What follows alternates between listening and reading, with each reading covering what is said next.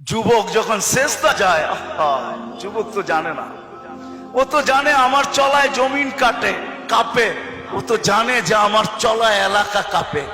হায়, ও জানে না ওর সেজদায় যে আরশ কাঁপে, এটা ও জানে না। যদি জানতো তো এলাকা কাঁপাইতো না, যদি জানতো তো জমিন কাঁপাইতো না। ও সেজদা দিতে থাকতো আর আরশকে কাঁপাইতে থাকতো। যুবকের সেজদায় আরশ কাঁপে, আরশ। যুবক যখন সেজদায় যায়, সেজদায় পড়ে তো আল্লাহ ফেরেশ, নাইলে এই হাদিস কোনোদিন আসতো না। আল্লাহ ফেরেশতাকে বলে, উনদুর ইলা শাব মাযা ইয়াফআল, যুবকের দিকে তাকাতো কি করে আল্লাহ জানেন। তো ফেরেশতা বলে, জাআলা আজলাহু ওয়া মাজালাহু লিআজলিক, সবকিছু বিসর্জন দিয়ে আপনার কুদরতি পায়ে মাথা ঠেকায় দিয়েছে। তা আল্লাহ বলে, হাদা আবদি হাক্কা, এ আমার পারফেক্ট বান্দা, ইন্নী উবাহি বিহিল মালাইকা, তোমাদের উপরে আমি একে নিয়ে গৌরব করি।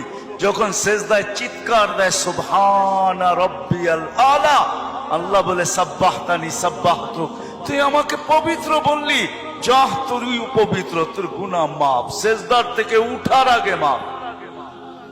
আলাইতানি ফাআলাইতুক, মহান বললি, তুইও সৃষ্টির ভিতরে মহান। দুনিয়া আলারা তোকে কি দিবে? কিয়ামতের দিন আমি তোকে আরশের নিচে সুপার ডিলাক্স গ্যালারিতে বসাবো। গ্যালারিতে, সুপার ডিলাক্স গ্যালারি বোঝেন? 7 জনের ভিতরে একজন ওই যুবক যে যৌবন আল্লাহর সাথে বিনিময় করে। আল্লাহ বলে তাকে আমি আরশের নিচে গ্যালারিতে বসাবো।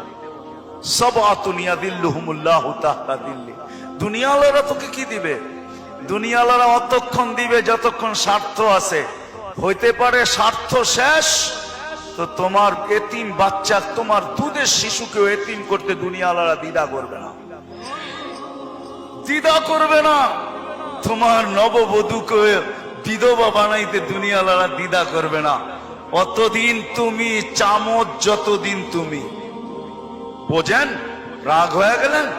যুবক পায়ে হাত রাখি, মাপ চাই তোমাদের কাছে। অতদিন তুমি দুনিয়াওয়ালাদের কাছে দাম পাবে যতদিন তুমি চামচ হবে, চামচ। আল্লাহ বলে আমার কাছে দাম ভিন্ন, সত্য এটি।